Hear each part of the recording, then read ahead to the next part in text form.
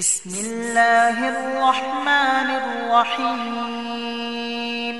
اقرأ باسم ربك الذي خلق خلق الإنسان من علق اقرأ وربك الأكرم الذي علم بالقلم علم الإنسان ما لم يعلم كلا إن الإنسان ليطغى أن رآه استغنى إن إلى ربك الرجعى أرأيت الذي ينهى عبدا إذا صلى أرأيت إن كان على الهدى أو أمر بالتقوى أرأيت إن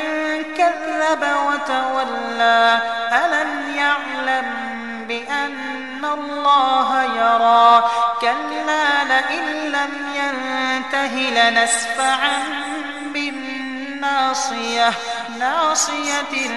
كاذبة خاطئة فليدع ناديه سندع الزبانية كلا لا تطعه واسجد واقترب.